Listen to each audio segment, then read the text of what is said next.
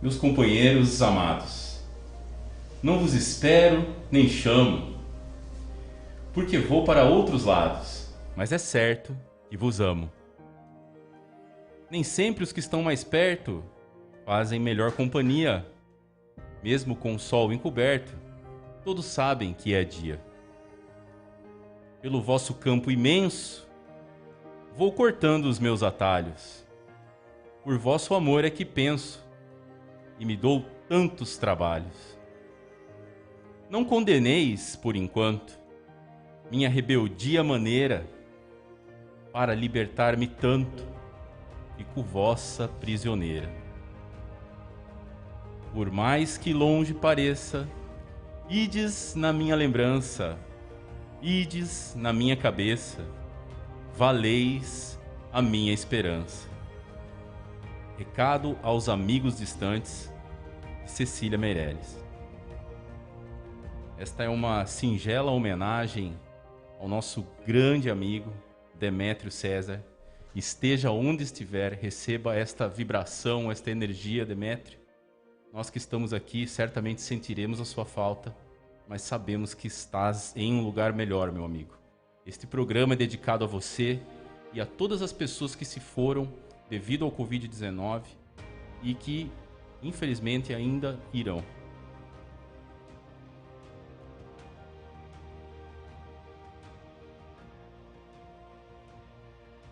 Muito bem.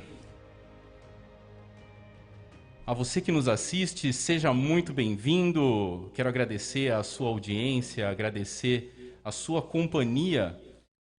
Como você está? Nós estamos começando mais um Ponto de Prosa, este programa especial, né? É uma homenagem ao nosso amigo Demétrio César.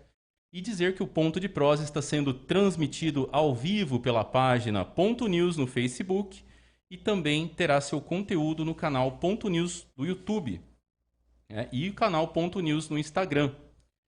Curta, comente, compartilhe. Você acompanha também os cortes do Prosa pelas nossas redes sociais, também no formato de áudio, pelo Spotify e pelo WhatsApp. Muito bem, hoje nós temos a nossa jornalista convidada, Vera Terezinha Facim Carpenedo. Ou melhor, Vera Carpenedo, né? A Vera, pessoal, ela é bacharel em comunicação social, com habilitação em jornalismo pela Unicinos, lá do Rio Grande do Sul. É especialista em educação popular, em nível de pós-graduação também pela Unicinos. Pós-graduação em comunicação e marketing pela Unic, lá de Cuiabá. Proprietária e editora do jornal Folha Verde desde maio de 1986.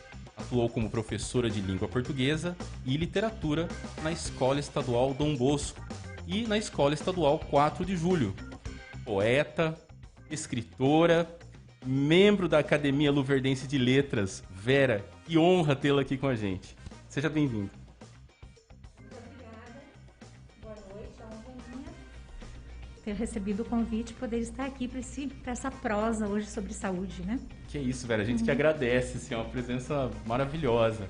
E claro, hoje, neste programa especial, nós convidamos o doutor Evandro Martins. Tá? Ele que é formado em medicina pela UFMT em 2002. Foi médico do Exército em 2003 e 2004. Pós-graduado em endocrinologia pela Faculdade de Ciências Médicas de Minas Gerais. E no ano de 2020 fez mais de 2.000 atendimentos voluntários de pacientes com Covid-19. Atendimento gratuito que foi até agosto daquele ano. Experiência, competência, empatia, disponibilidade e humanidade. Para nós é uma grande honra poder tê-lo aqui. Doutor Evandro, seja bem-vindo. Boa noite, Jorge. Boa noite, Vera. É um prazer imenso estar aqui hoje para a gente falar um pouco sobre saúde, né? Falar sobre todos os desafios da pandemia que nós estamos vivendo aqui. E seu programa fantástico, já pelo script que eu já vi aqui, vai ser um programa excelente, muito bom. Já começou aí com uma homenagem ao Demétrio, né? Mais que merecida. E é um grande prazer estar aqui. Bacana. Hoje nós teremos também um sorteio, na verdade não um sorteio, né? Vou me corrigir já aqui. Nós vamos ter aqui, pessoal, quem curtir, quem compartilhar, né, ou quem comentar aqui vai concorrer a alguns prêmios que eu já vou mostrar para vocês, tá bem? Mas eu quero aqui passar para a nossa amiga Vera. Vera, é contigo a pergunta, vamos lá. Bom, doutor, uma honra estar aqui frente a frente com o senhor, né, poder falar, como nós já comentávamos há pouco, antes de nós entrarmos no ar, né, essa questão tão séria da pandemia. Nós, há exatos 14 meses, no dia 3 de abril de 2020, Lucas do Rio Verde registrou a sua primeira morte por Covid-19. E foi também a primeira morte registrada pela doença em Mato Grosso. Bom, hoje nós temos um quadro em que 152 pessoas já morreram no município pela doença. Os leitos de enfermaria e de UTI estão lotados. Lucas não consegue sair do nível de contaminação muito alto. E a gente continua tendo que, diariamente, orientar as pessoas sobre os cuidados básicos que elas têm que ter para evitar a contaminação.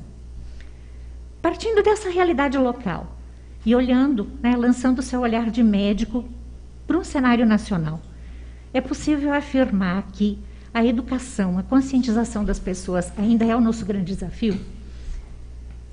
Vera, olha, uma pergunta muito pertinente, né? Porque esse eu creio que desde o início tenha sido o nosso maior desafio, né? Nós vivemos numa cidade de uma economia muito pujante, né? E essa cultura do nosso povo acaba dificultando muito o distanciamento social, né? O único caminho que nós temos antes da vacina para a gente enfrentar essa pandemia e reduzir o contágio, reduzir a transmissão, é a educação, né? O distanciamento social, o uso adequado de equipamentos de proteção individual, o uso de máscara, o uso de álcool em gel, a limpeza das mãos, orientação de como se transmite o vírus, né? Tem pessoas que não imaginam nem como que é a transmissão do vírus, como que acontece, né? Às vezes tem pessoas que acham que se eu estou usando a máscara, eu estou protegido. As pessoas não têm noção de que se eu tomar água em um copo e eu estiver contaminado, o vírus fica no copo. Se alguém pegar ali, vai se contaminar. Então, a educação, né, eu tenho certeza que é o nosso principal desafio. Eu acho que deveria ser investido mais nisso, né? Campanhas de conscientização, de educação o tempo todo. Nós temos alguns desafios para isso, porque normalmente uma boa fonte de disseminação de conhecimento desse tipo de situação são as escolas, né? As crianças, elas têm uma facilidade grande para aprender isso e levar para casa. As nossas crianças não estão podendo ir à escola, né? Mas eu creio que toda a sociedade tem um papel muito grande nisso, de conscientizar as pessoas, principalmente aquelas pessoas que têm menos acesso à informação, né? Então, quem tem esse acesso deve, a todo momento e com todo esforço, se preocupar em disseminar esse conhecimento e fazer com que as pessoas tenham essa consciência também. Perfeito. A questão de se conscientizar da gravidade da situação, né? Nós tivemos muita desinformação ao longo do tempo. Nós nos deparamos com isso ano passado, né?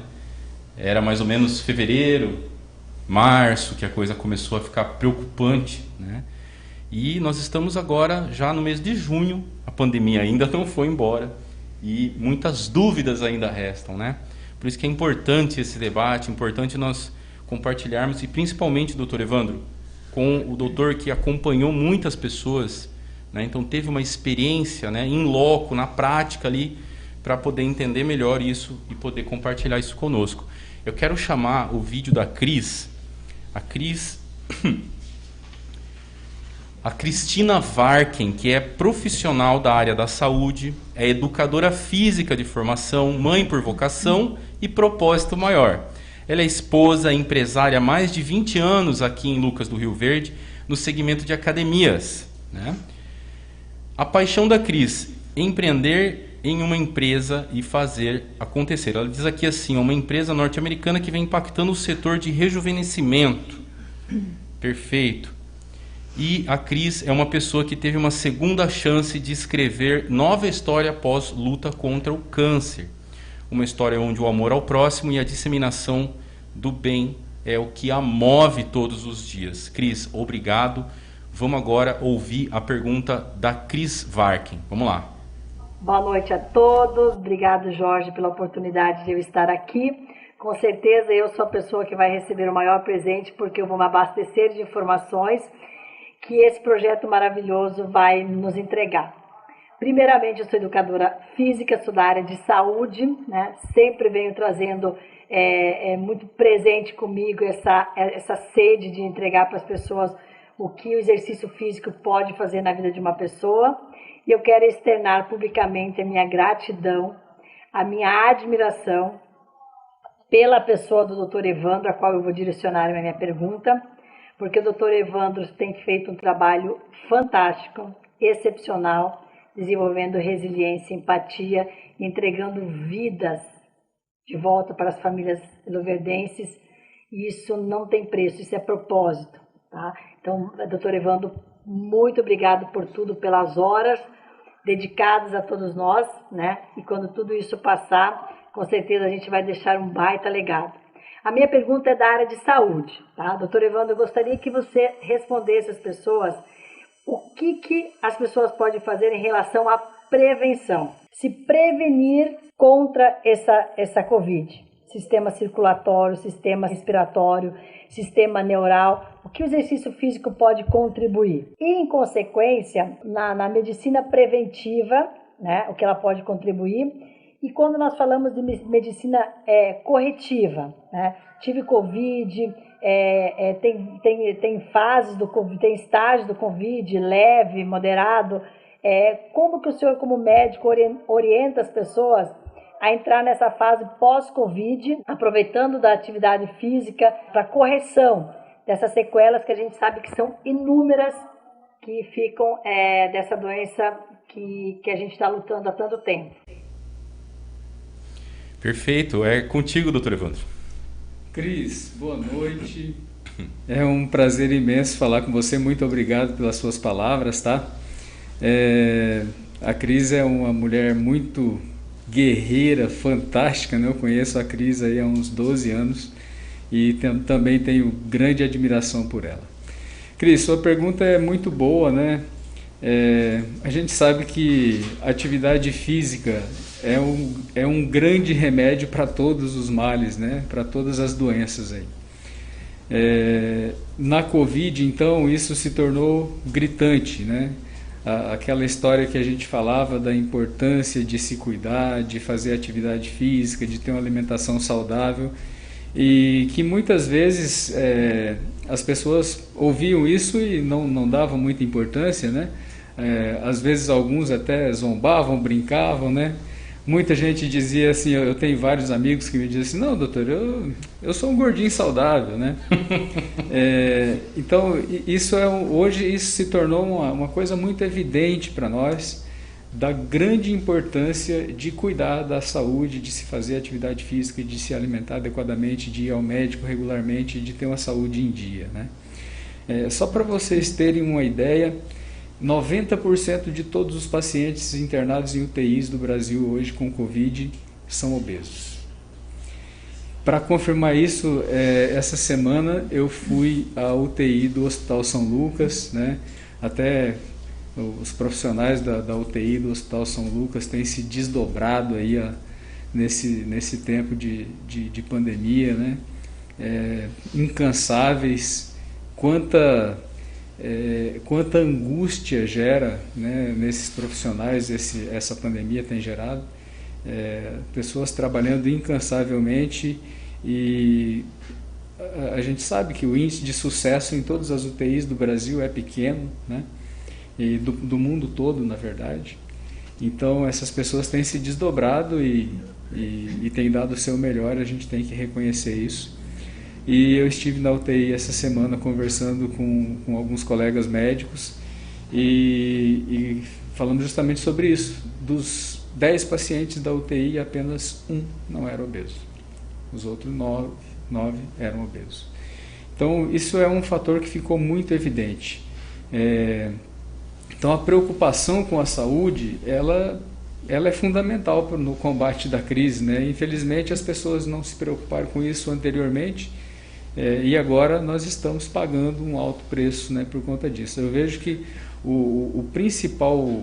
a principal comorbidade para o agravamento da Covid é a obesidade. É mais grave do que hipertensão, do que diabetes. É claro que na maioria das vezes o paciente obeso, ele é hipertenso, é diabético, né? Mas eu vejo que a obesidade é o fator mais complicante. Doutor, a obesidade, isso para nós, pelo menos para mim, é um dado novo. A obesidade, ela é o start, né? Ela assim, o obeso... Acaba desencadeando outros problemas. Outros problemas, mas ele está na frente em relação a complicações, possíveis complicações com o Covid. Exatamente. O que acontece? O adipócito, né, que é a célula de gordura, ele é uma parte muito importante do nosso organismo de produção de fatores pró-inflamatórios. E a gente sabe que a Covid, ela é uma doença infecciosa, mas ela é uma doença inflamatória, ela é uma doença uma doença hematológica, né? É uma doença reumática, ela tem uma série de espectros que ela pode atacar no organismo. E a gente vê que o principal fator agravante é a inflamação. E como o paciente obeso, ele já é um paciente inflamado crônico, né, por conta do tamanho dos adipócitos e da produção de algumas substâncias que são pró-inflamatórias. Então, esses pacientes têm uma chance de agravamento muito maior que os outros. Mas, voltando à pergunta da Cris, né? Então, a atividade física é fundamental, tanto para a prevenção, né? Certo. Quanto no pós-Covid, né? Ela fala de tratamentos do pós-Covid com atividade física. A gente tem muito cuidado com isso, com o retorno para a vida normal dos pacientes com Covid, principalmente os pacientes que têm um quadro um pouco mais grave, né? Por conta de que existe um risco de endocardite. A gente sabe que em torno de 5% dos pacientes que desenvolvem Covid podem desenvolver uma endocardite. E a atividade física para uma pessoa com endocardite é morte quase certa. A endocardite é uma inflamação, doutor? Do coração. Do coração. Como é uma doença que ela causa uma inflamação no sistema circulatório, de modo geral, ela causa principalmente um risco muito aumentado de trombose, né? Trombose venosa profunda, infarto, derrame, justamente porque ela inflama a parede das veias e das artérias. E ela pode inflamar também a parede do coração. E quando isso acontece, você tem um risco de formação de trombos, de coágulos, né? Que pode levar à morte. A gente sabe de vários casos de pessoas que tiveram Covid, melhoraram, estavam bem, 30, 40 dias tiveram um AVC, tiveram um infarto. Eu tenho pacientes que 70, 80 dias após Covid desenvolveram trombose. Então hoje a gente faz uma prevenção de doenças trombóticas, né, no paciente no pós-Covid. Durante a Covid a gente já trata, e no pós-Covid a gente continua essa prevenção aí de anticoagulação para prevenir as tromboses, infartos, derrames, etc. E isso tem alguns médicos que fazem por 30 dias, 60 dias. Eu costumo fazer por um período bem longo, porque eu já vi casos de 80 dias o paciente desenvolver trombose. Então, normalmente de 4 a 6 meses após o Covid eu faço essa prevenção.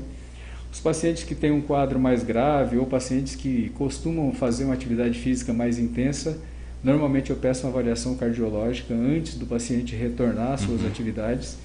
Até os grandes clubes de futebol e no mundo inteiro, os atletas que contraem Covid, eles não voltam à atividade normal sem antes fazer uma avaliação cardiológica. Mesmo que tenham sido assintomáticos ou sintomas leves? Mesmo que tenham sido.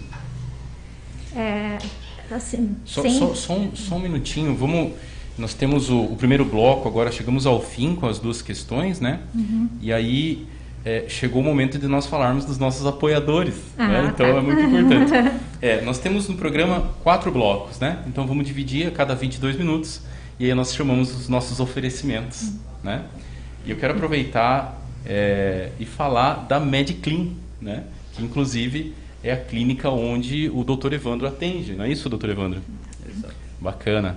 Pessoal, a MedClean Clínica Integrada está em Lucas do Rio Verde desde 2011 e conta com 3 profissionais médicos, o Dr. Evandro Martins, que está presente aqui conosco, a doutora Daniela Knob, me corrija depois, doutor, se tiver errado o nome, e o Dr. Wagner Godoy, e atende pacientes nas áreas de endocrinologia, medicina estética, geriatria e psiquiatria, além de clínica geral, mais especificamente em atendimento à Covid-19. Né? Pessoal, a MedClean fica ali na rua Júlio de Castilhos, 121, no centro. Você pode entrar em contato também pelo 65-3548-9124, tá bem? Aproveitando a mensagem que o Dr. Evandro está nos passando, o acompanhamento médico é fundamental para que você possa ter uma vida saudável ou mudar hábitos, né, a partir das orientações aí dos nossos médicos, que com certeza vão atender você muito bem. Ok? Quero falar também da Dani Friso, cadeiras e móveis corporativos. A Dani Friso fornece cadeiras corporativas de alta qualidade, porque no seu ambiente de trabalho você merece o melhor, né? Não é isso? Você trabalha todos os dias e você precisa saber o quanto uma cadeira lá da Dani Friso vai te ajudar na produtividade, na ergonomia, no conforto e no design. Tá? Você acompanha imagens aí das cadeiras, né? São móveis e cadeiras corporativos. Você pode entrar em contato pelo 65996461831. Ligue, converse com a Dani, certamente ela vai te atender muito bem e você vai ter uma cadeira sob medida para você. Quero também agradecer a FD Contabilidade e Assessoria. O sucesso da sua empresa é o nosso compromisso. Entre em contato pelo 65-3549-5255. E é isso. Sem os nossos apoiadores, nós não conseguimos realizar o PROS. Então, nosso muito obrigado. E voltamos. Vera, é contigo. Antes só de entrar nesse próximo ponto, o que eu ia colocar para o Dr. Evandro, dentro ainda dessa questão da atividade física, né? Que então, pelo que o senhor falou, doutor, está aí um outro grande desafio, né? Que seria incluir a atividade física realmente como uma política pública de saúde, né? Era isso, essa interferência que eu queria ter feito. Excelente porque, ponto. Né, pelo que o senhor falou, é fundamental tanto na prevenção quanto depois na parte curativa, né? Exatamente, seria importantíssimo isso, né? A gente vê isoladamente muitas iniciativas, né, com respeito à atividade física. Existia aí há um tempo atrás um programa de atividade física ao ar livre nas praças, né, que era promovido pela prefeitura. Tem alguns colegas, e o Dr. Gilmar, ele tem um grupo de bike aí que ele criou há alguns anos com esse intuito, e hoje são muitos ciclistas. O Dr. Fábio Argenta, o Dr. Cássio Furim tem um grupo ali de corrida.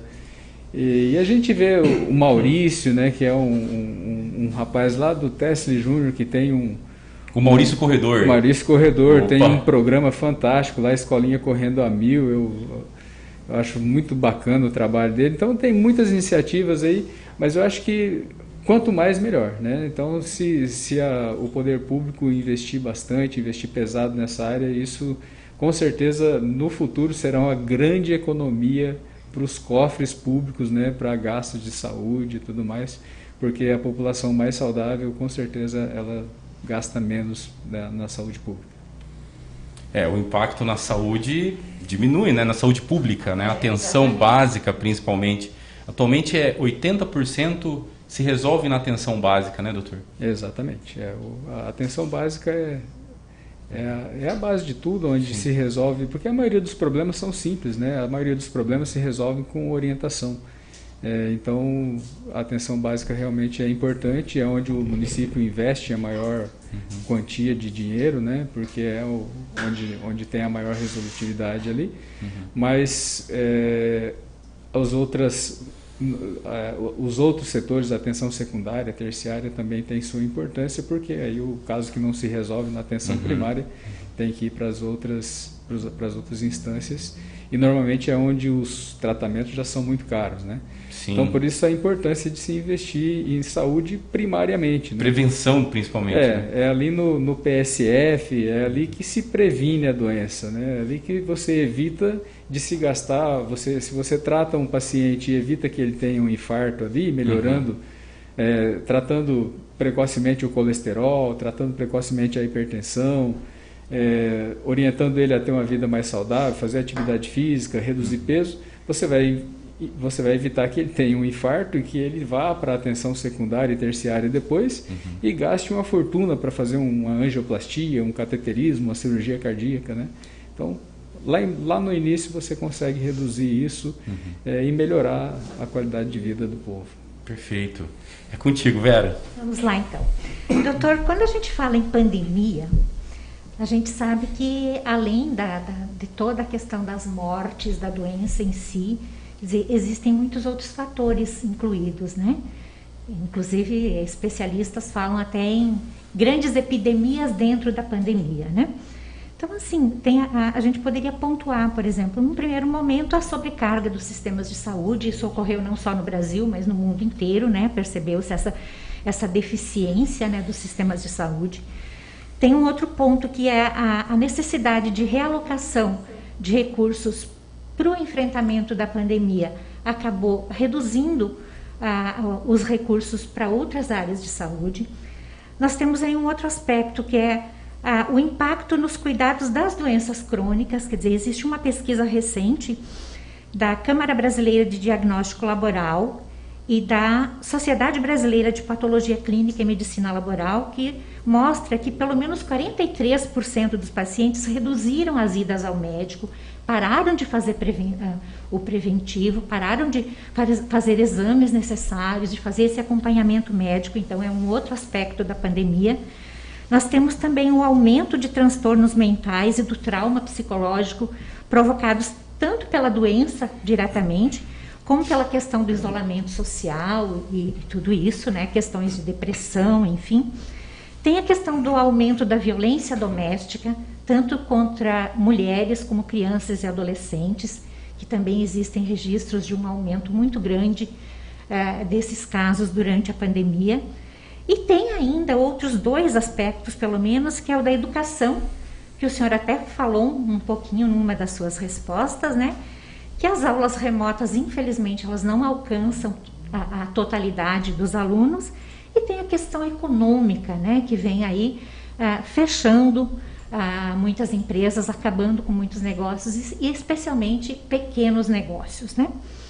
Bom, a partir da sua vivência diária, como médico, atendendo os pacientes lá no seu consultório, é possível confirmar esse cenário que a gente descreveu aqui, e que desafio se impõe para que a gente possa vencer essas barreiras todas? Vera, uma pergunta que envolve a pandemia inteira e o mundo todo, né? O Vera aproveitou o momento mesmo, né, Vera? É isso aí. Olha, é tudo muito complexo. Eu gosto muito de tentar comparar os dois lados, né? Por um lado, a pandemia levou e está levando inúmeras vidas de pessoas que são muito próximas de cada um de nós. Todo mundo tem alguém próximo, todo mundo tem alguém que ama e é amado por alguém, né? E a pandemia tem levado essas pessoas. A pandemia tem causado muito sofrimento, muita tristeza, tem, como você disse, economicamente tem quebrado muitos negócios, pequenos negócios principalmente. Por outro lado, o mundo viveu e está vivendo uma revolução, né? Uma revolução tecnológica. Coisas que iriam acontecer daqui 20 anos está acontecendo agora.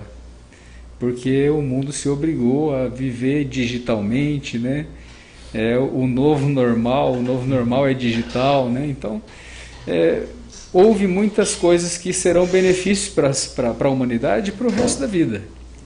Da mesma forma que isso teve um preço muito alto, né?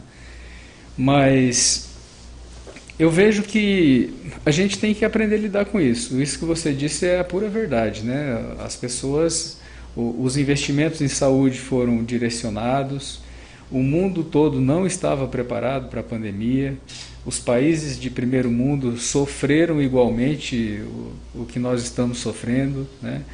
Alguns com um pouco mais de organização, outros com um pouco menos, alguns politizaram demais, outros enfrentaram com medidas mais técnicas, mas o mundo todo sofreu de uma forma muito semelhante, e é o preço que nós estamos pagando por essas outras coisas que aconteceu, que a gente poderia até dizer que foi um avanço, né, que aconteceu por conta da pandemia, mas é um preço muito alto que todos nós estamos pagando.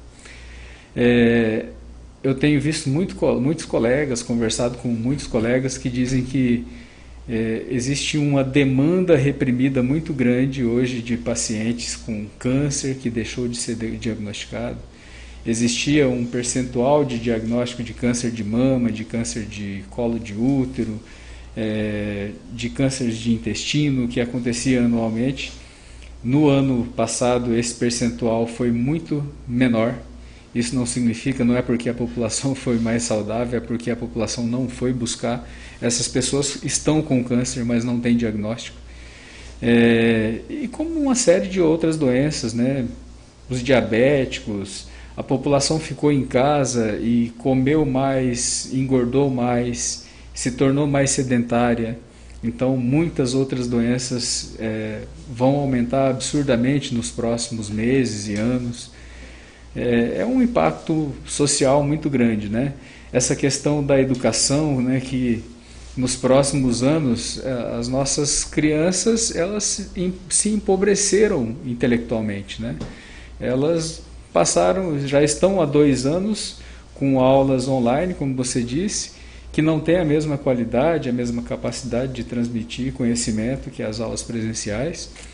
Os professores estão adoecendo mais, já adoeciam muito. A classe de professores sempre foi uma classe que sempre adoeceu mais do que a média geral da população, e hoje está adoecendo mais por conta de toda essa demanda muito grande e essa pressão que está sobre eles, né? De ter aula presencial, aula online. Eles têm que cuidar do aluno que está na sala, do aluno que está em casa.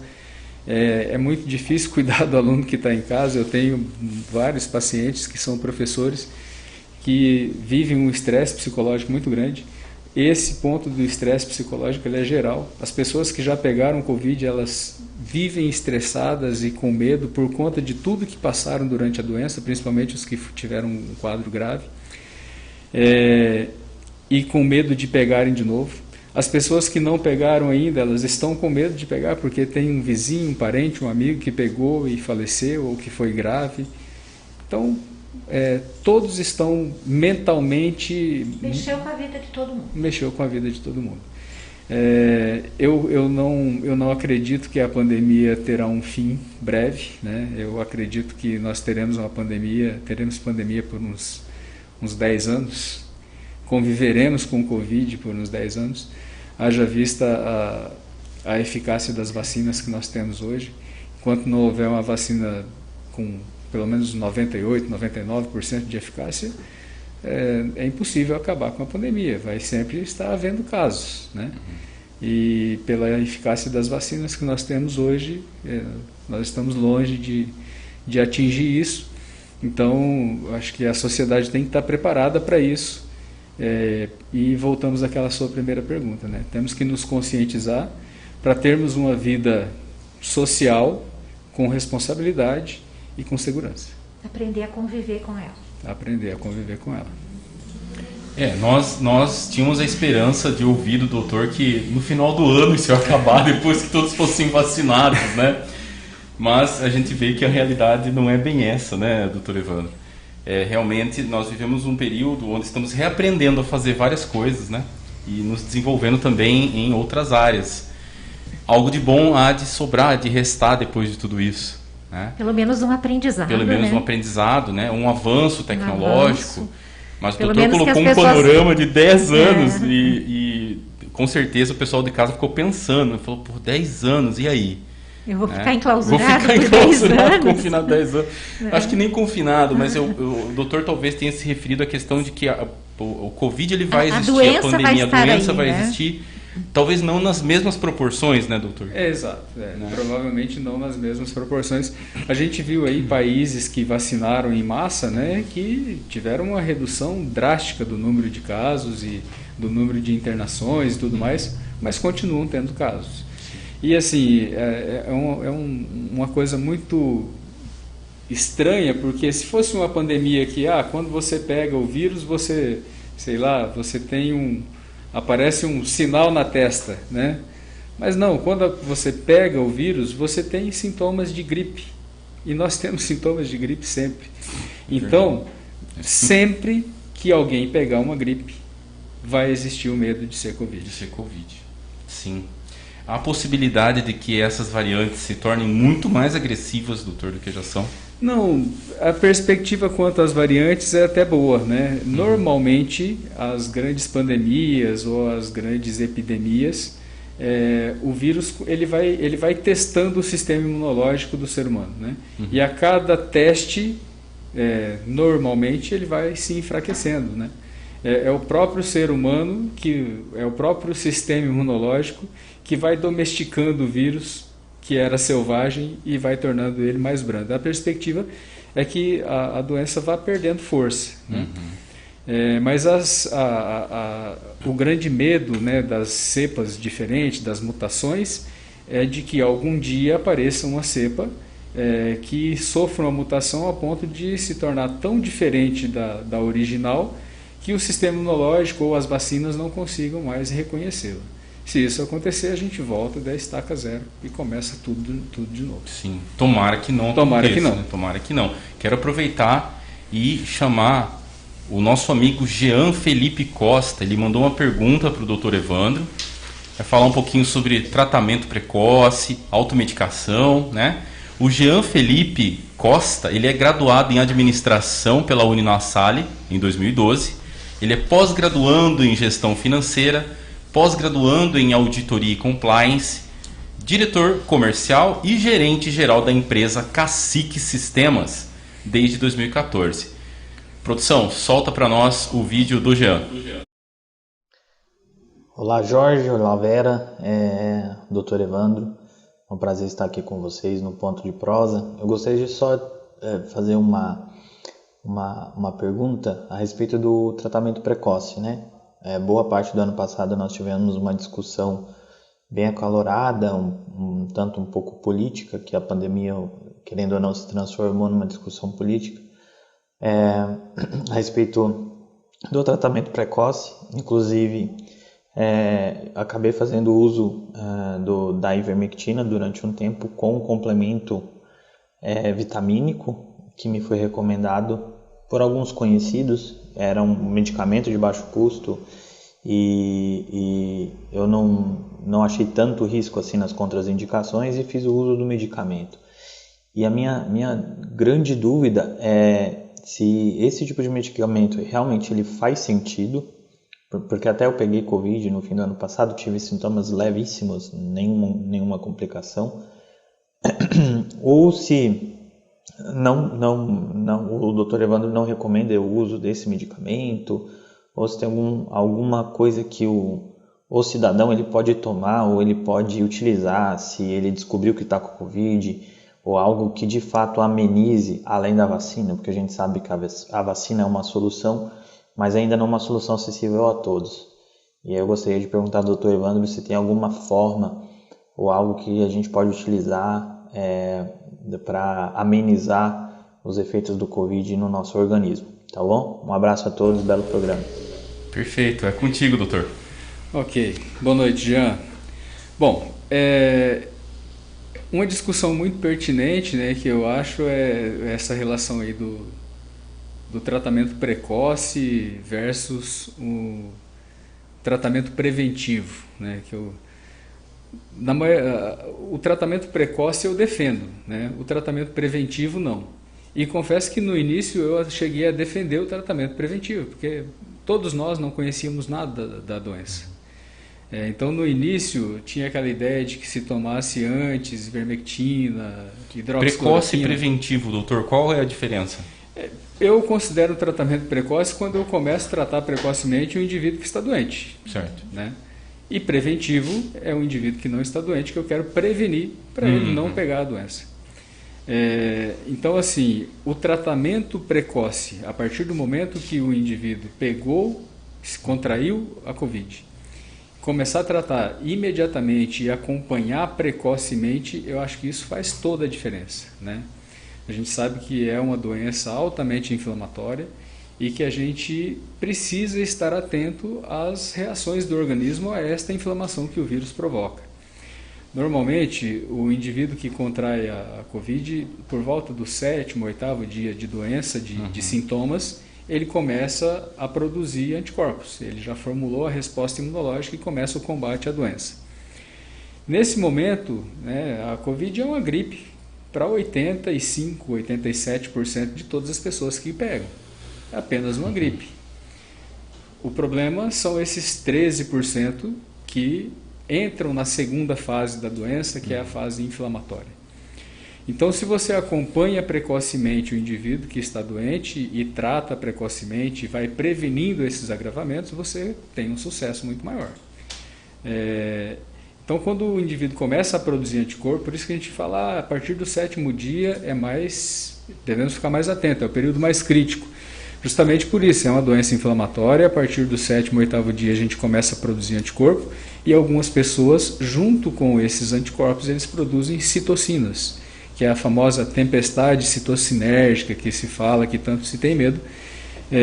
Essas citocinas elas vão ser produzidas pelo sistema imunológico, por aqueles adipócitos lá do obeso que a gente falou, e que vão acabar agredindo as próprias células do indivíduo, as células do pulmão, onde o vírus esteve, onde o vírus se multiplicou. Então, por alguma maneira, por algum motivo que a gente não conhece completamente, o organismo acaba agredindo essas células e aí que leva a todo o agravamento pulmonar, né, da Covid, e endotelial também, né, as células que revestem as artérias e as veias acabam sendo agredidas também. Então você tem um aumento de atividade inflamatória muito importante nesses indivíduos a partir, normalmente, do 7º dia. Então o tratamento precoce, o acompanhamento precoce é fundamental. Agora, o tratamento preventivo, eu não vejo por quê. Nenhum estudo no mundo conseguiu comprovar que se eu tomar ivermectina a cada 2 semanas, eu não vou contrair. Ou cloroquina. Ou qualquer coisa. Eu até acho que a cloroquina poderia, de alguma forma, ter algum benefício, fazendo um tratamento longo, né? Mas não quero que ninguém não entenda que isso é um incentivo para tomarem cloroquina, até eu tenho quase que retirado do meu protocolo o uso de cloroquina. Mas a cloroquina é um medicamento anti-inflamatório, né? Tanto é que os pacientes que têm artrite tomam. Só que para você atingir esse objetivo de anti-inflamação da cloroquina, você precisa estar usando ela pelo menos 9 semanas. E regularmente. Então não é impossível, você não deve fazer isso. Né? Mas é uma discussão muito importante que eu acho que deveria ter ficado nos centros acadêmicos, nos conselhos de entidade, de medicina, nos CRMs, nas associações médicas e não no âmbito político. E infelizmente foi uma discussão que foi politizada e virou aí um campo de batalha na política, mas que faz toda a diferença o tratamento e o acompanhamento precoce do paciente que pegou o Covid. Tanto é que o CRM garantiu a autonomia, né, prescritiva do médico. O médico sempre teve, né? A autonomia de se discutir a melhor terapêutica é uma autonomia e é uma prerrogativa do médico e do paciente. Quem deve decidir isso, quem sempre decidiu isso, foi o médico e o paciente. Muitas vezes o paciente ele tem o direito de opinar e muitas vezes o médico muda a prescrição porque o paciente não concorda com o tratamento que ele acha que é melhor. né? Então, isso é uma discussão que tem que ser feita entre médico e paciente, e é uma discussão que eu acho que deveria estar nos centros acadêmicos, não na política. Foi divulgado, desculpa, pode falar, Vera. Não, eu acho que é um ponto bem importante aí, doutor, que justamente o senhor enfatiza, né? Com acompanhamento, quer dizer, o tratamento precoce, com acompanhamento médico. E aí eu acho que entra um ponto fundamental, que é a questão da automedicação, né? Quer dizer, em hipótese alguma, o paciente pode ir lá por conta própria, comprar o medicamento X ou Y na farmácia e dizer, bom, eu vou tomar e eu tô protegido, é isso? Estou fazendo um tratamento precoce. Estou fazendo meu tratamento precoce. Exatamente isso. Isso não é tratamento precoce, isso é uma tentativa de prevenção, mas que não funciona. Não existe estudo que mostra que isso tem eficácia. Existe um grande estudo clínico com ivermectina, uma meta-análise de 40 estudos realizados com ivermectina, mas todos eles mostraram eficácia apenas quando o paciente está contaminado como tratamento e não como prevenção. Muito bem. Quando nós ouvimos alguns protocolos da OMS, que no começo da pandemia, né, emitiu um determinado alerta, uma certa informação que depois se modificou ao longo do tempo. E agora dizendo que esse tipo de tratamento não é eficaz e não deve acontecer. Nesse caso, doutor, a população deve então ouvir o médico ou estar atento a essas recomendações também? Olha, em medicina é importantíssimo, é fundamental, né, a confiança no relacionamento médico-paciente, né? Se o paciente não confia no médico, ele deve procurar outro médico. Uhum. Então, como é algo muito recente e que não existe consenso, aqui mesmo na cidade, né? Somos vários médicos. Uhum. Não está pacificada a questão. Isso não é pacificado, cada um segue um protocolo. Eu estudei muitos protocolos, estudei protocolo do Rio Grande do Sul, eu estudei protocolos da Espanha, eu estudei o protocolo de um grande amigo meu. Todas medicaram, né, doutor? De Várzea Grande, que é um grande profissional, já é referência no Brasil todo para tratamento de Covid. Discuti muitos casos com ele, conversei com ele muitas vezes. E eu fui juntando, né, partes de cada protocolo desse, pensando naquilo que eu acredito, e fui montando um protocolo para tratar meus pacientes, né? Mas isso é uma coisa que, até mesmo esse protocolo que eu acabei fazendo, isso é flexível, porque para alguns pacientes eu não posso aplicar o mesmo protocolo para o outro. Então, a gente deve ter muito cuidado com a automedicação. A automedicação não deve ser feita. Medicamento, tanto é que é chamado de droga, né? São drogas que nas doses adequadas salvam vidas, mas tem seus riscos. A ivermectina não tem risco. Para a maioria das pessoas não tem, mas para alguns pode ter. E se a gente sabe que não tem eficácia como prevenção, né, então deixa para usar para tratamento. Aí eu sou defensor da ivermectina, defendo a nitazoxanida, a azitromicina, eu uso tudo isso para os meus pacientes, mas quando eles estão infectados, né, aí você tem que tratar precocemente, e não só a medicação precoce, exames precocemente, exames rotineiramente. Eu tenho pacientes que eu acompanho a cada 3 dias com exames, e tem pacientes que está mais grave, eu tenho que acompanhar diariamente, né? Então isso é o diferencial. Sim, nós vimos isso ser questionado, aliás, porque foi usado como política pública, né? Sim. E o doutor Evandro acabou de dar um exemplo, que cada caso é um caso, né? Às vezes aí a importância do profissional médico, né? A importância justamente do acompanhamento, né? Exatamente. Perfeitamente. Bom, quero agradecer a você que nos acompanha. Este é o Ponto de Prosa, hoje com o Dr. Evandro Martins. E eu quero falar com vocês sobre a Florhana Flores e pedir para você seguir a página lá do Instagram, seguir o perfil lá do Instagram da Florhana Flores, tá? E você vai concorrer no Dia dos Namorados, tá? Aqui, todos nós, né? Embora casados, temos namorados, né? Namorados. Todos são namorados, né? Verdade. Então você vai concorrer a estes 2 prêmios. Pablito, mostra aqui, passa pra cá, por gentileza. Olha só. Gente, isso aqui, ó, é a última moda, vamos dizer assim, né? Vamos falar moda, em buquê de flores, que ele não vem mais naquele ramalhete, né? Ele vem na caixinha, tá vendo? E ela pode ser personalizada, ó. Tá vendo? E olha que lindo. São flores verdadeiras, tá? Que às vezes o pessoal tá vendo de carro, né? Tá olhando lá, acho que é de plástico. Não, é de verdade, olha só. Então você vai concorrer a este buquê de flores para entregar para sua amada, ou deixa eu mostrar aqui o outro. Você pega aqui para mim, Paulito, fazendo um favor. Ou esta cesta, olha que coisa linda, né?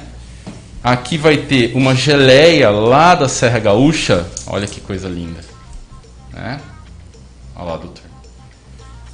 Nós temos chocolates, cerveja artesanal das melhores e uma suculenta, né? Pessoal, tá vendo essa planta aqui, ó?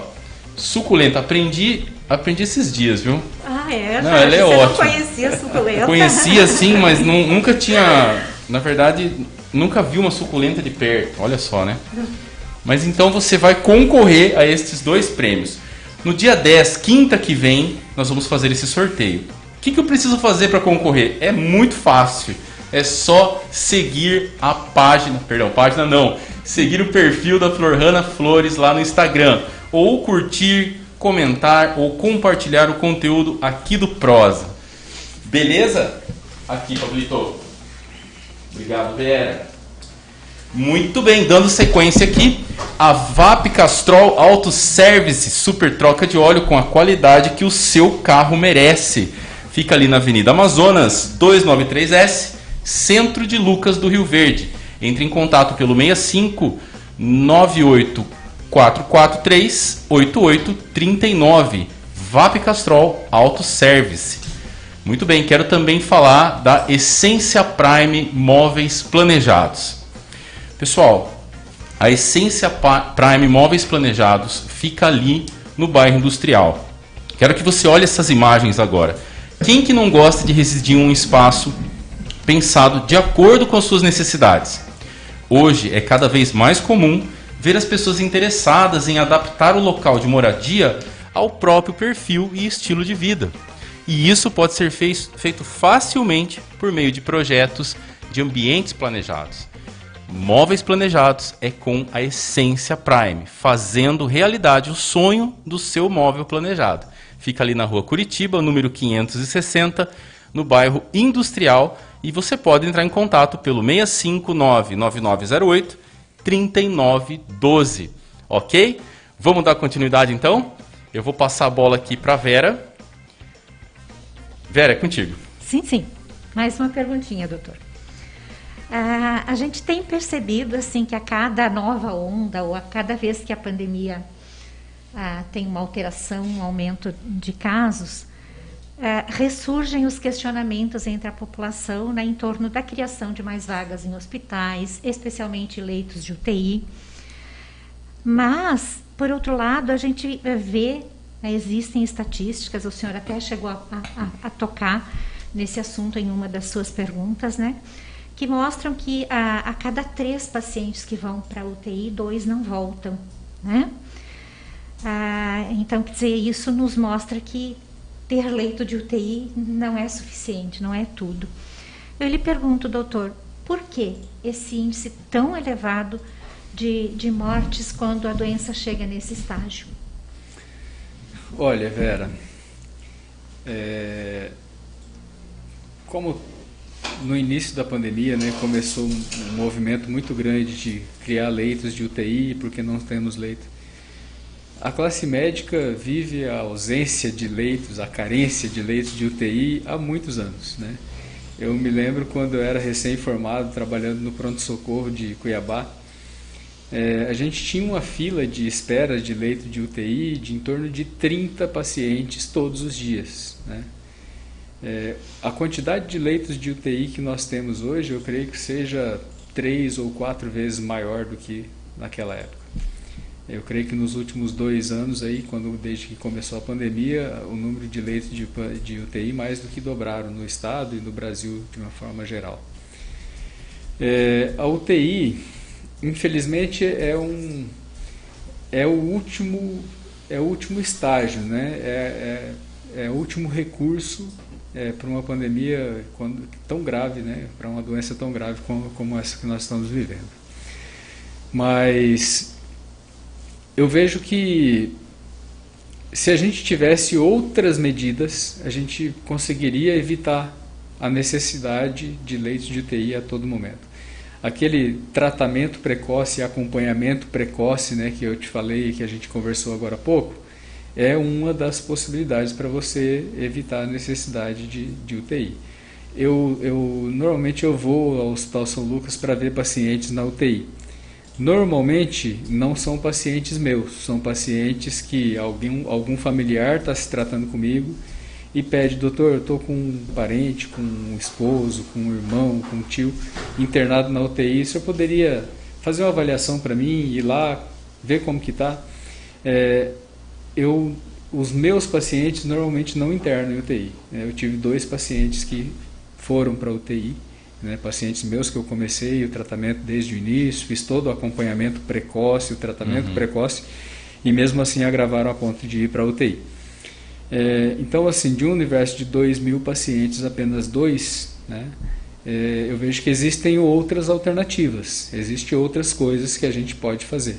No Nordeste agora eles desenvolveram lá um capacete, né, o elmo. Essa semana até um amigo meu que foi com os familiares para São Paulo e acabou adquirindo lá dois capacetes desses, me ofereceu para a gente começar a usar aqui. É uma alternativa, né, que lá no Nordeste, eu acho que foi no Ceará que foi criada, ou no Pernambuco, não me lembro. Pernambuco, acho que no Pernambuco, que reduziu muito o número de intubações. Então, acho que existem muitas medidas que podem ser feitas para reduzir o número de intubações, porque a gente sabe que o paciente intubado ele tem uma recuperação muito mais lenta e ele tem uma chance de outras complicações, né? Tem muito mais chance de outras complicações. É muito diferente você tratar de um paciente com ventilação não invasiva em casa ou numa enfermaria e tratar de um paciente intubado com ventilação invasiva no UTI. O paciente está invadido, ele tem muitas portas de entrada para inúmeras bactérias, para muitos agentes. Então, existem muitas coisas que podem ser feitas antes disso. O próprio controle da pandemia, né, já seria suficiente para a gente evitar de que muitas pessoas se contaminem e que muitas pessoas se agravem e tenham que ir para a UTI. O doutor está se referindo ao isolamento. Isolamento social. As medidas, acredito, as medidas, de um modo geral. As medidas, né? De um modo geral. É muito difícil porque essas medidas elas mexem com a economia, mexem com o bolso do cidadão, né? Mexem com o sustento, muitas vezes. Com o sustento das famílias. Então isso é muito complicado. Imagina para o gestor a dificuldade, né, para o gestor municipal a dificuldade de se tomar essas decisões, né? Muitas vezes são decisões que nem o gestor que toma, que vem de cima para baixo pelo Ministério Público e tudo mais. Às vezes uma comissão também. Comissões, então é muito, muito complexo isso. Mas eu creio que o respeito às medidas, a educação, né, o conhecimento das formas de transmissão da doença, tudo isso leva a um menor contágio e levaria a uma redução aí do número de internações. Mas infelizmente nós estamos longe disso, né? As UTIs estão sempre lotadas. Começou a se falar aí que a gente estava saindo da segunda onda, que estava diminuindo. Eu, infelizmente, não vejo muito isso. A gente continua num pico muito alto e, aparentemente, até começando a subir novamente, né? Então, acho que, basicamente, seria evitar o contágio, a medida mais eficaz, porque aumentar leitos de UTI, se a gente deixar as coisas acontecerem, né? Não pode se criar leitos de UTI à vontade. Não é a solução. Que não é a solução. Então, tem muitas medidas a serem feitas. Uma delas é intensificar esse tratamento e acompanhamento precocemente dos pacientes para evitar o agravamento. Sim. E a outra medida é melhorar aí as medidas de distanciamento, de higiene, de conhecimento da pandemia para você reduzir o contágio. Em última análise, ainda é o indivíduo, né, que deve se conscientizar desse distanciamento, né? E o principal, né? Vacinar. Né? Se a vacina acelerar, é a saída. A gente vê o Chile, os Estados Unidos, Israel, aquela cidade aí de São Paulo, Serrana, né? Que fez um projeto lá e vacinou a população toda. Então, em Serrana, até como foi um projeto para isso, né? Foi bem estudado. Quando atingiu ali em torno de 60% a 70% de vacinação, os números caíram drasticamente, né? Então, é por aí, a vacina é o mais importante, tem que acelerar, e quanto mais rápido a gente tiver acesso à vacina, acho que até uma discussão muito importante que a população deveria começar a cobrar mais, principalmente dos gestores, dos políticos, é a questão da liberação de vacina na rede privada. Né? É uma coisa que é um absurdo o tempo que isso está demorando. Né? A gente sabe que existem os entraves políticos, tem muita gente que não quer que o negócio dê certo. Tem muita gente que, quanto pior, melhor, né? Mas se tivesse vacina na rede privada, mesmo que tenha um projeto que a cada vacina vendida na rede privada, uma tenha que ser doada para o SUS.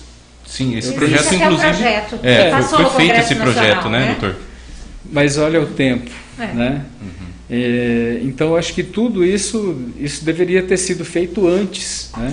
Isso já era para ter vacina na rede privada. É um processo muito moroso, porque tem sempre essa discussão política que emperra, né? Mas a vacinação é o caminho. As vacinas, uma delas, que é a Coronavac, tem aí levantado algumas dúvidas em relação à eficácia com as pessoas mais idosas, né, doutor? As outras, com exceção da Sputnik, que não foi aprovada pela Anvisa, todas elas está valendo, pode tomar que é segura, não tem problema, é isso mesmo? Basicamente é isso, né? A Coronavac... Eu pergunto, doutor, porque ainda nós ouvimos... Existe muita dúvida, né? Tem pessoas que acham que não, a vacina vai virar jacaré, sei lá. Né? Mas até é importante colocar que nessa cidade mesmo que o senhor colocou, dessa experiência que foi feita, foi com a Coronavac. Né? O próprio Chile vacinou muito com a Coronavac e teve os mesmos resultados aí, uma redução drástica, né? Porque o que o fabricante promete que 50,38% das pessoas não vão pegar. E os que pegarem terão formas leves, né? Sim. Então a doença não vai acabar, mas vai reduzir drasticamente. Já ajuda muito, né? Já ajuda demais. E as pessoas que contraírem vão contrair de uma forma muito branda. Tem casos graves? Tem, a gente já sabe de alguns casos graves de pessoas que estavam vacinadas, mas é uma minoria em vista do que a gente está vivendo no dia a dia. Os estudos da Coronavac, né, principalmente os estudos que o fabricante apresentou para as sociedades internacionais aí de controle, dizia que tinha essa eficácia de 50,38% e o mínimo é 50%, então foi aprovado. Nós não tínhamos nada, né, eficaz, então 50% já era muita eficácia.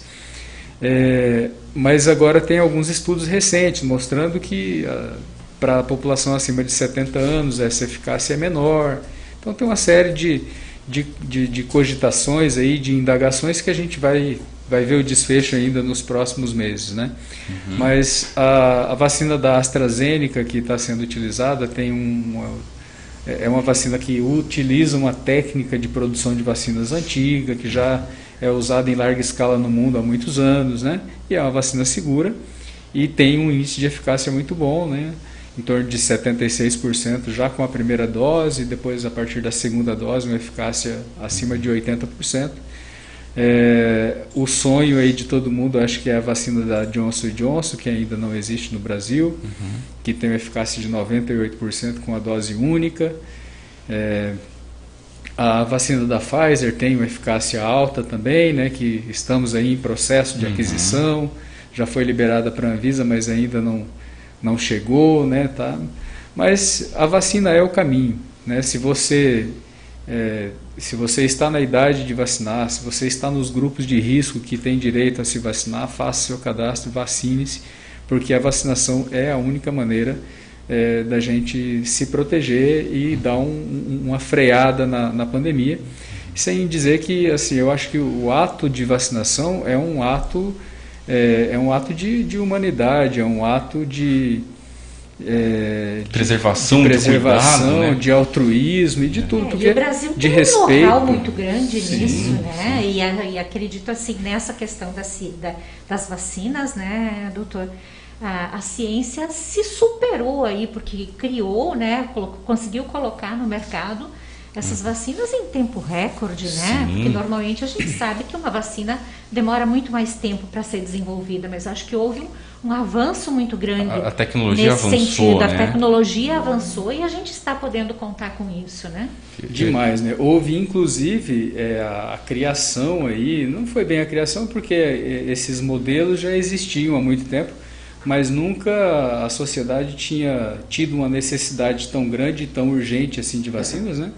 Mas a partir daí foi produzido pela primeira vez uma vacina com uma técnica totalmente diferente, desconhecida pelo mundo, que é a vacina da Pfizer, né?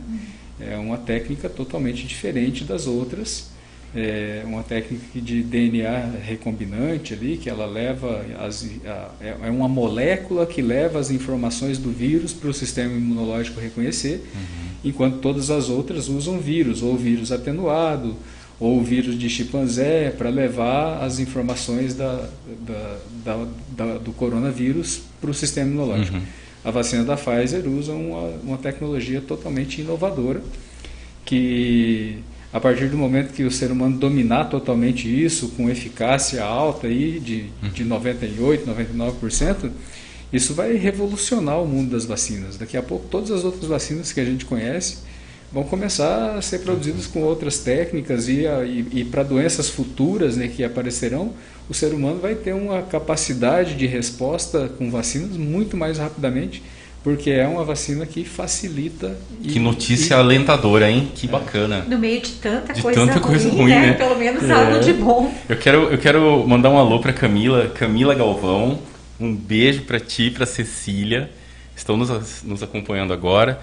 Perguntou o seguinte sobre os decretos de restrição de horário, toque de recolher. Faz diferença realmente? O doutor acredita que devemos fazer um lockdown para realmente fazer com que o vírus pare de circular, doutor? Olha, até por tudo isso que a gente já comentou da economia, do ponto de vista da necessidade do ser humano de ir e vir, de trabalhar, de prover sustento, né? Eu acho que o lockdown não é o caminho, né? Até porque os países que fizeram grandes lockdowns mostraram que isso também não teve eficácia. Até a gente vê aí no último decreto estadual, que acabou agora, tem acho que uns 15 dias, né? Quando acabou o decreto, parece que foi uma corrida desenfreada para os bares, para os shoppings, para os restaurantes e para todos os lugares. Então, eu acho que esse não é o caminho. O caminho é a educação, né? Não é porque se pega Covid só no mercado, não se pega Covid só no restaurante, não se pega Covid só na escola. Covid se contrai em qualquer lugar que não tenha respeito às normas de segurança e ao distanciamento social. E em qualquer horário também. Em qualquer horário. Eu acho até que alguns setores da economia deveriam sim abrir mais tempo, né, para evitar a aglomeração. Quando você restringe o horário, você causa aglomeração, porque todo mundo vai naquele pequeno horário. Se você tiver um horário maior, você pode diluir isso e até cobrar das pessoas que estão buscando esse serviço, que estejam ali em menos volume de pessoas. Muito se questionou sobre isso, né? Falaram assim, mas uma loja não tem aglomeração dentro de uma loja, né? No comércio. Por que tá restrito? Enfim, são questões que a gente veio aprendendo e agora são coisas que a gente vê, nossa, mas era lógico, né?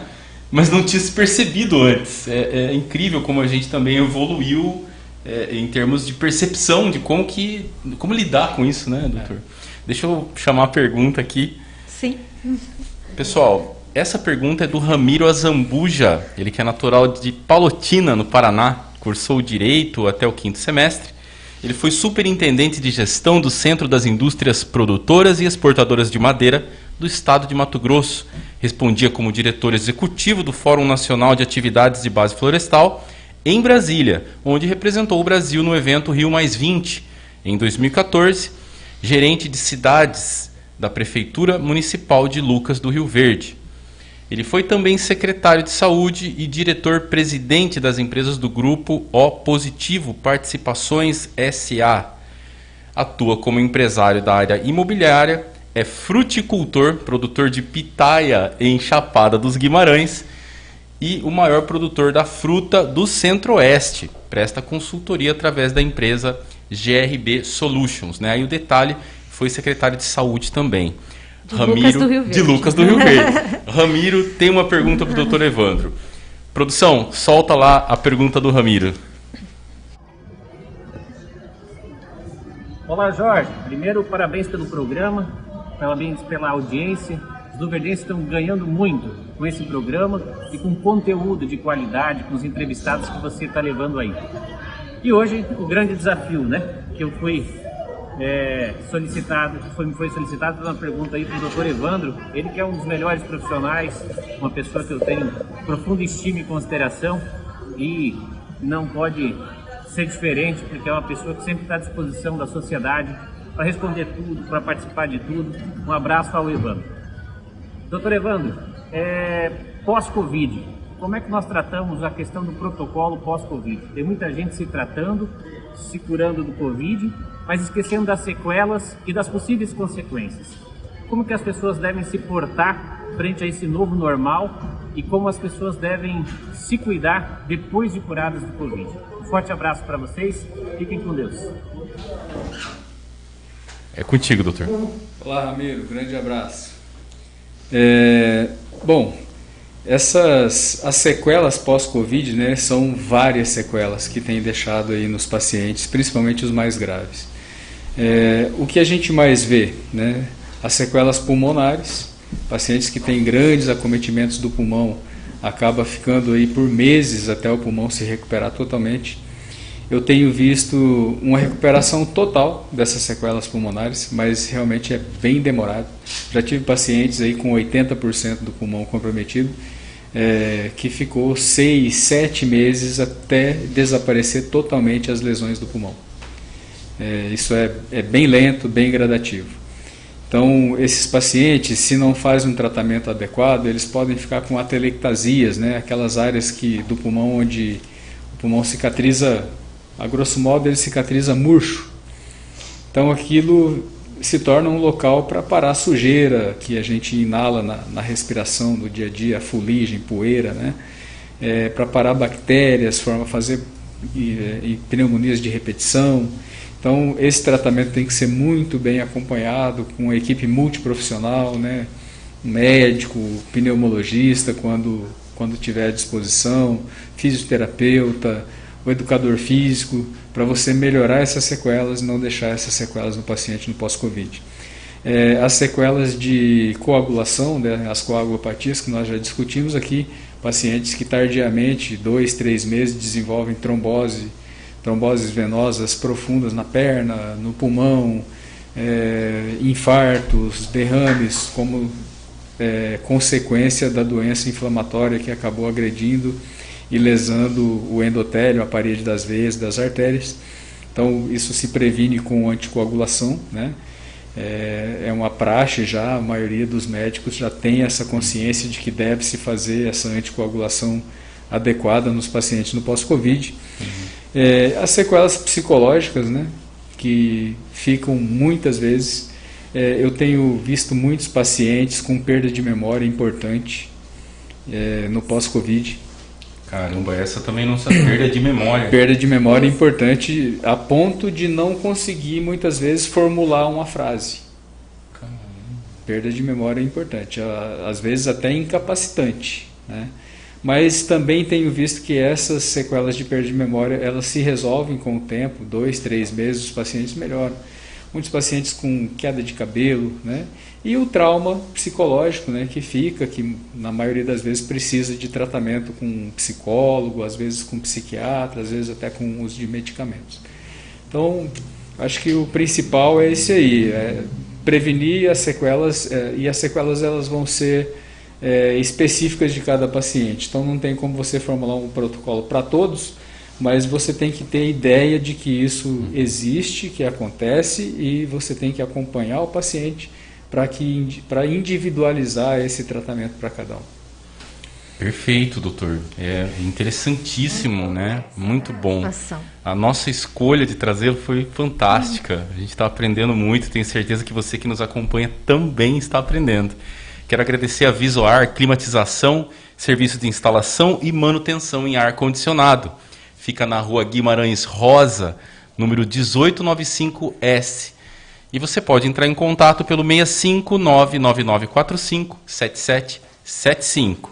Quero também agradecer ao posto Siriema, do nosso amigo Wilson Kirst, que desde 1993 vem abastecendo os motores do desenvolvimento. Wilson, muito obrigado. Agradecer também a W3 Mega Velocidade, a melhor internet para a sua empresa ou para o seu lar. Fica na Avenida Goiás, 1417, e o telefone é 3212-7777. Lembrando que estamos no Mato Grosso, tá? Lucas do Rio Verde, então o DDD é 65. E também agradecer a Avante Certificação Digital, pessoa física ou jurídica, segurança e integridade do seu conteúdo nas transações digitais. Entre em contato pelo 6599290-9519. Fica na Avenida São Paulo, 99S, Sala 4, no bairro Alvorada. Certificação digital com praticidade é com a Avante. Muito bem? Voltamos aqui a Vera. Por favor, é contigo, Vera. Na verdade, não é comigo não, né, Jorge? Na verdade, eu vou passar a bola aqui para a Beatriz Maiara Scheffer, né? Ela tem um vídeo também, doutor, que mandou com uma pergunta para o senhor. A Beatriz Maíra, ela é graduada em jornalismo pela Universidade Federal de Alagoas. Ela é repórter atuante há mais de um ano, fez parte do quadro da Record MT e agora é redatora e repórter da TV Rio Verde. E ela mandou também uma pergunta para a gente. Vamos lá, então. Olá, galera do Ponto de Prosa. É um prazer estar aqui falando de um assunto tão necessário nesse momento. Meus cumprimentos ao Jorge, à jornalista Vera Carpenedo e ao doutor Evandro Martins. Doutor Evandro, primeiramente, meus parabéns por exercer a sua profissão com maestria nesses mais de 14 meses de pandemia, tratando das pessoas. E é um desafio que nós, profissionais da imprensa, também enfrentamos no dia a dia de trabalho. E a minha pergunta para o senhor é: em uma iminência de uma terceira onda de Covid-19, Lucas do Rio Verde está preparado? Eu falo em questão de médicos, leitos hospitalares, medicamentos e instrumentos para tratar da população? E então, doutor? Beatriz, muito obrigado. Beatriz, eu diria que o mundo não está preparado. Não é Lucas do Rio Verde. Não é Lucas do Rio Verde, né? Eu admiro muito o esforço de Lucas do Rio Verde, né? Na abertura de uma UTI específica para a Covid. Isso foi muito importante para os nossos cidadãos aqui. Gerou um certo conforto, apesar de recebermos pacientes de todas as partes do estado. Mas eu considero que foi muito importante esse esforço do município, do Hospital São Lucas, de ter uma UTI específica para a Covid aqui. É uma questão muito complexa, né, como a gente falou anteriormente, porque eu não vejo que apenas mais e mais leitos de UTI seja a melhor solução, né? A gente precisa melhorar a prevenção, com certeza, melhorar, avançar a vacinação, avançar o conhecimento da população. Mas, realmente, o leito de UTI, quando chega numa fase crítica, ele é fundamental, porque senão você tem que oferecer um mínimo de humanidade, né, para um ser humano que está agonizando com falta de oxigênio. E a única maneira que a gente tem, quando chega nesse estado crítico, é uma UTI. Então, isso não pode faltar. Isso não pode faltar. Isso é muito desumano você deixar para o médico que está lá na ponta escolher quem vive e quem morre, né? É desumano com o paciente, com o familiar e com o profissional que está ali no sofrimento também o tempo todo, né? Então, eu creio que a gente tem que estar preparado para isso, né? A gente tem que envidar todos os esforços para evitar essa situação, mas temos que estar preparados para isso. E eu diria que, assim, pelo índice de lotação das nossas UTIs no estado todo, nós não estamos preparados para um aumento vertiginoso dos casos, né? Nós, mesmo nesse equilíbrio que tem estado aí ultimamente, já há uns 2 meses, né? Nós estamos com a lotação aí próxima de 80%, 90%, então é uma lotação alta. E a gente não está preparado para isso. A gente precisa melhorar a prevenção para não chegar ao ponto de necessitar de ter uma terceira onda. Precisa avançar as vacinas para não ter essa terceira onda. Hoje mesmo, né, doutor, o cenário que está aí, quer dizer, a Lucas tem 10 leitos de UTI, né? Se não me engano, pelo boletim de hoje, nós estamos com 18 pacientes em UTI, é isso? Então, nós já estamos com 8 luverdenses em UTIs fora do município. Então, hoje, na verdade, nós já estamos... Já não tem, Já né? não temos Aliás, mais o Brasil hoje, nunca né? foi exemplo de mesmo, leitos de UTI. Exatamente, o doutor acabou de falar isso. E ainda mais dizer, com a pandemia, quer dizer, não o Brasil tem. nunca teve, né? Não, e eu comentava com a Vera, cenário. doutor, o seguinte, que a nossa ideia não é gerar pânico nas pessoas, nem medo. Não, mas é mostrar dar um uma alerta realidade, né? para que se cuidem, para que realmente não façam aglomerações, para que procurem, na medida do possível, né, manter esse distanciamento social, para que não venha a precisar de um leito de UTI, porque não tem, né? Exatamente, são 18 pacientes hoje em UTI. A gente, assim, a grande maioria das pessoas nunca teve ideia de quantos pacientes já morreu numa fila de UTI, né? Antes da pandemia. Antes da pandemia. Então, assim, era um número absurdo. E esse pleito não tinha essa visibilidade que tem hoje, né? Eram poucas as pessoas que lutavam por isso, então eram vozes isoladas que lutavam, sofriam e nunca ia para frente. A pandemia trouxe uma luz, né, para a medicina, para os intensivistas de modo geral, para a medicina intensiva. Ela mostrou as feridas também, mostrou. né, doutor? Ela mostrou e, assim, a população se sensibilizou, a classe política se sensibilizou, tanto é que triplicou o número de UTIs no estado em 2 anos, praticamente. Então, é uma conquista, né? É claro que isso ainda não é suficiente, porque uma UTI é algo muito complexo. Depende de uma equipe multiprofissional muito grande. O sucesso de uma UTI está ligado a essa equipe multiprofissional. Numa UTI, todo mundo é importantíssimo, desde o faxineiro, o técnico de enfermagem, enfermeiro, médico, fisioterapeuta, o especialista. Então, se a UTI tem vários especialistas, ela tem uma condição melhor. Se ela tem um neuro, se ela tem um hematologista, se ela tem um nefrologista, um pneumologista, um infectologista, tudo isso vai fazer diferença para o tratamento do paciente que está ali precisando, porque um paciente de UTI ele pode ter N complicações. E se a equipe é grande, é multiprofissional e tem todos esses profissionais capacitados, isso é o sucesso da UTI.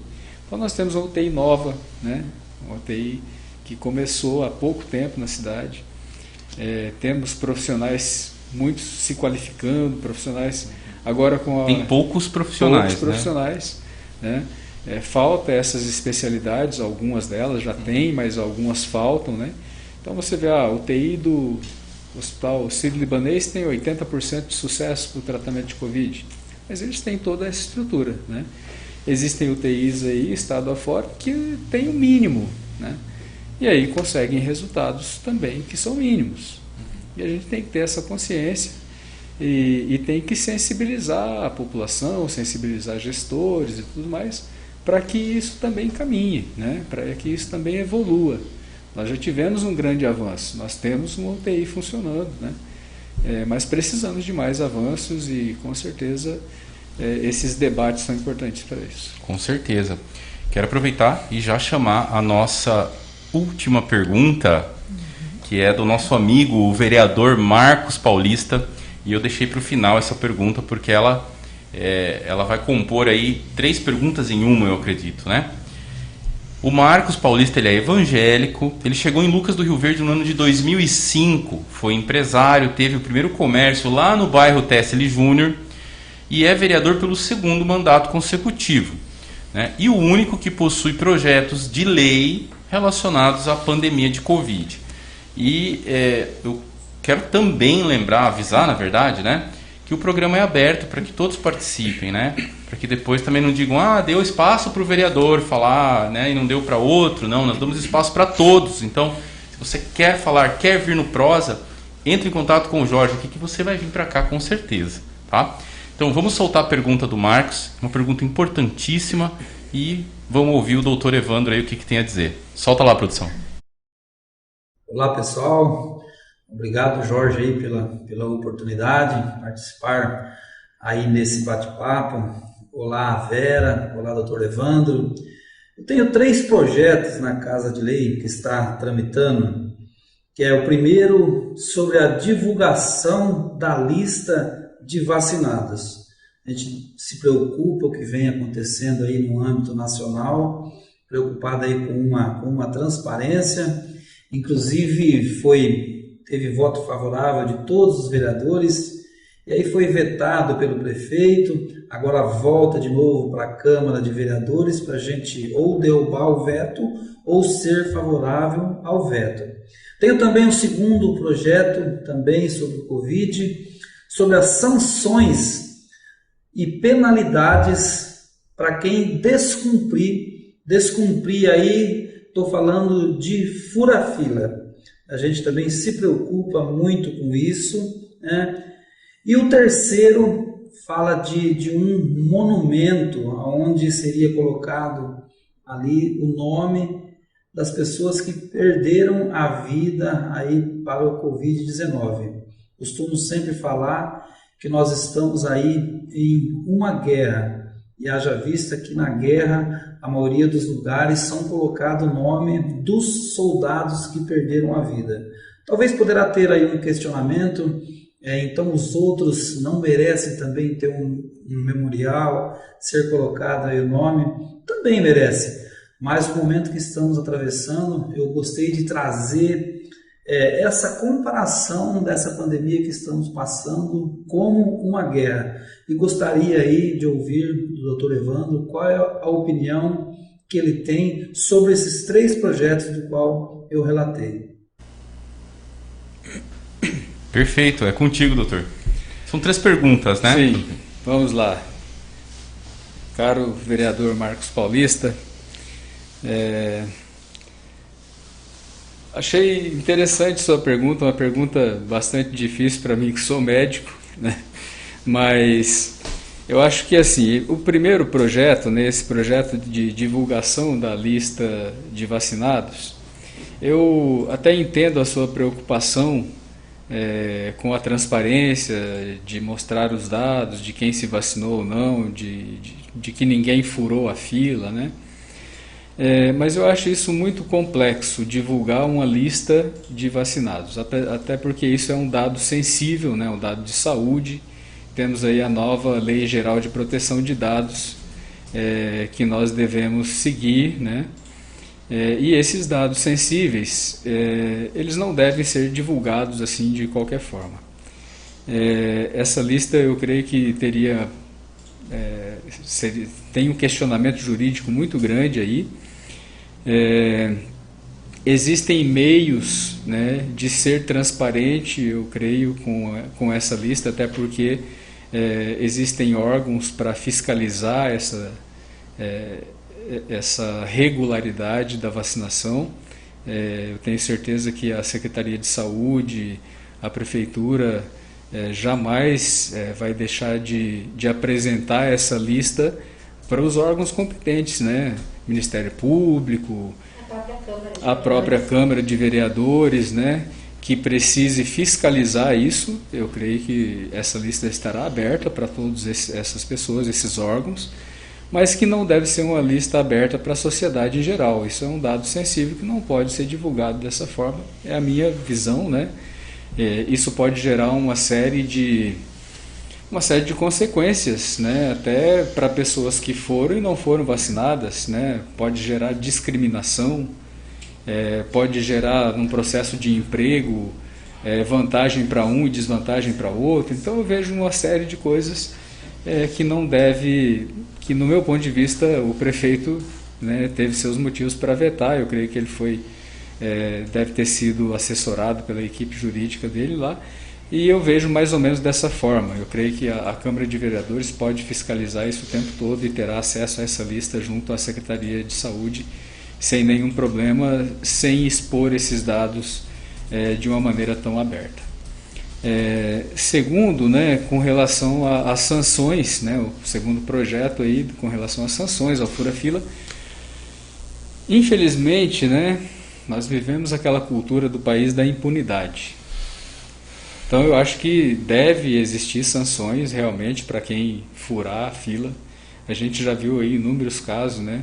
Vimos casos aí do pessoal que ia tomar vacina e se fazia de conta que aplicava e guardava aquela vacina para levar e vender no mercado negro. Então já vimos muitas coisas e sabemos da criatividade do brasileiro. Nós temos que, eu creio que o caminho é justamente esse, né? Ter mecanismos para se fiscalizar, e nós temos mecanismos eficientes, né? A Câmara de Vereadores, o Ministério Público, Polícia. Então temos muitos mecanismos, o Conselho Municipal de Saúde, temos muitas instâncias aí para fiscalizar isso e fazer com que a coisa aconteça de uma forma clara, transparente e ordeira. Eu gostaria até de parabenizar a Secretaria de Saúde pela forma que está acontecendo as vacinações, né? As pessoas se cadastrando, indo vacinar sem tumulto, de forma organizada. Eu fui levar minha sogra para se vacinar quando ela foi chamada pela idade dela. Minha esposa foi levar meu sogro, que foi vacinado um pouco antes. E assim, um acontecimento, né, muito bem organizado que a Secretaria de Saúde tem feito. Então, eu acho que nós temos mecanismos para isso e temos que colocar esses mecanismos para funcionar, para caso haja essas tentativas aí de se furar a fila. Terceiro, quanto ao monumento, né, ao projeto aí do monumento, eu acho viável, né, bacana. Nós tivemos quantas pessoas aí importantes para nós e que são importantes para tanta gente, né, que nós perdemos nessa pandemia. Tivemos médicos aí na cidade que nós perdemos na pandemia. Tivemos pioneiros, né, tivemos quanta gente, professores, muita gente amada, querida, né, e eu acho válido uma homenagem desse porte. Da mesma maneira que tivemos muitas pessoas que foram extremamente, estão sendo extremamente importantes, né, no combate, na ajuda, né, para tantas pessoas nessa pandemia. Temos muitos gestores aí que tomaram muitas medidas importantes, né? Temos profissionais da saúde que têm se entregado aí dia e noite. Então, eu acho que todos são merecedores, como você mesmo disse. É difícil contemplar todos, né? Mas eu acho interessante a ideia de se comparar essa pandemia a uma guerra. Realmente é uma guerra que esperamos aí chegar ao final com o maior número possível de soldados vencedores, né?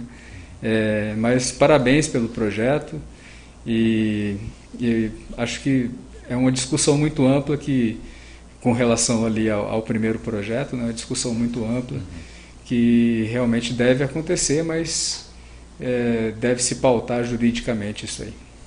Muito bem. Doutor Evandro, quero agradecer. A produção já me informou aqui que a gente passou do tempo, né? Estouramos o tempo, a conversa maravilhosa, de muito aprendizado. Muito conhecimento, né? Com certeza. Edificante, né? Edificante, muito bom. Para nós é um alento poder ter informações de qualidade e poder passar isso para as pessoas, né? Para que as pessoas possam não só se conscientizar, mas se tranquilizar em relação a algumas coisas e também, quem sabe, mudar algumas atitudes em relação a outras, né? Eu quero agradecer aqui imensamente a nossa equipe. Pablito, né? Eu não vou falar teu nome ainda. Quero agradecer ao Edson Cardoso Filmes, eternizando seus melhores momentos. Tá? Toda esta produção que nós vemos aqui, a parte técnica de transmissão, se deve aqui à expertise do nosso amigo Edson Cardoso e do nosso amigo Richard, tá bem? Estão aqui conosco. Então, se você tem interesse, né, em ter esse tipo de serviço ótimo que você está assistindo aqui, entre em contato pelo 659-9685-9073. Vera Carpenedo, quero agradecer novamente, né, você prontamente aceitou o convite e o desafio. É disso que nós precisamos, nos unirmos pelas boas causas, né? Eu que só tenho a agradecer, né, Jorge, pelo convite e principalmente pela oportunidade, né, desse conhecimento todo que agrega para nossa bagagem, né? Muito obrigada. Muito bem. Doutor Evandro, novamente, muito obrigado. Para nós foi uma honra e foi um presente poder tê-lo aqui, poder aprender um pouco mais e poder levar isso para a população. Muito obrigado. Jorge, muito obrigado pela oportunidade, né, de estar aqui, de falar com tantos espectadores aí. Muito obrigado, Vera. Foi muito bom ter você aqui para ajudar aí na condução dessa live aí. Eu queria agradecer muito por essa oportunidade, porque é muito importante a gente ter um meio de comunicação para difundir esse conhecimento, né? Às vezes a gente faz isso no boca a boca todo dia, 30, 40 vezes, né, com cada paciente individualmente, mas quando a gente tem a oportunidade de falar para muitas pessoas, isso é muito bom, é muito gratificante. Então, muito obrigado, estou muito feliz por ter estado aqui com vocês hoje. Bacana, bacana, nós que agradecemos. Pessoal, você que nos acompanha, e Vera e Dr. Evandro, nós vamos ver uma homenagem agora, né? A finalização, este programa foi uma homenagem ao Demétrio César, nosso grande amigo, que se foi devido ao Covid-19. E nós vamos finalizar com esta homenagem. Acompanhem aí de casa e nós aqui do programa vamos acompanhar também.